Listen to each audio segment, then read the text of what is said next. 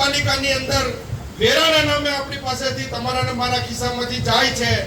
આમ છતાં ભરૂચ શહેરનો જે વિકાસ થવો જોઈએ એ વિકાસ આજે પણ થઈ શક્યો નથી. એની પાછળનું જો કોઈ કારણ હોય તો એ માત્ર આ ભ્રષ્ટ શાસન છે. ભરૂચ શહેરના વોર્ડ નંબર 11 ખાતે કોંગ્રેસના કાર્યાલયનું ઉદ્ઘાટન કરવામાં આવ્યું હતું. આ પ્રસંગે પ્રદેશ કોંગ્રેસ સમિતિના મહામંત્રી સંદીપ માંગરોળા ઉપસ્થિત રહ્યા હતા. તેમની સાથે શહેર કોંગ્રેસ પ્રમુખ સલીમ અમદાવાદી, હસુભાઈ પટેલ તેમજ ઉમેદવારો નિખિલ શાહ, જુનેદભાઈ હુસેનાબહેન પણ ઉપસ્થિત રહ્યા હતા. તેમજ કોંગ્રેસના આગેવાનોમાં રાજુ રાણા, કિરણ ભરવાડ, રવિ રાણા, હેમલ વીણ સહિત અનેક કાર્યકર્તાઓ અને સ્થાનિક નાગરિકોએ ઉપસ્થિતિ નોંધાવી હતી.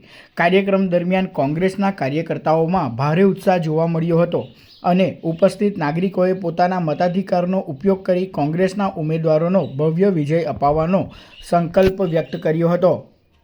2012 ની અંદર બનાવેલી બોર્ડરની ઓથોરિટી એ આજે માત્ર ભરૂચના વાસીઓને ભ્રષ્ટાચાર સિવાય બીજું કંઈ આપી રહેલી નથી અને આપણને લૂંટવાનું કામ કરી રહેલી છે.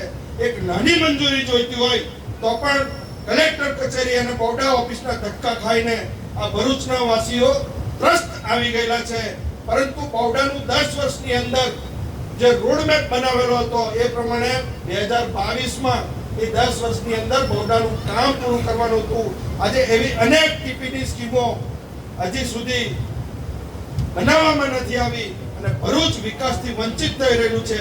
ભરૂચ કરતા જે નાના શહેરો છે એને મહાનગરપાલિકાનો દરજ્જો આપી દેવામાં આવ્યો છે અને આમ છતાં ભરૂચને એનાથી વંચિત રાખવામાં આવ્યું છે. આ એ ભરૂચ છે કે જેની ચારે તરફ ઔદ્યોગિક હબ તરીકે આ ભરૂચનું ડેવલપમેન્ટ થઈ રહેલું છે અને એવા સંજોગોની અંદર ભરૂચને કેમ અન્યાય ભાજપની સરકાર કરી રહેલી છે એ આપણે સૌએ પૂછવાની જરૂર છે અને એને ચમકારો આપવા માટે આપણે સૌ આગામી 26મી તારીખે કોંગ્રેસના 4 ઉમેદવારોને વિજય બનાવીએ એટલી જ અભ્યર્થના સાથે આપ સૌનો હૃદયપૂર્વક આભાર માનીને વિરમું છું.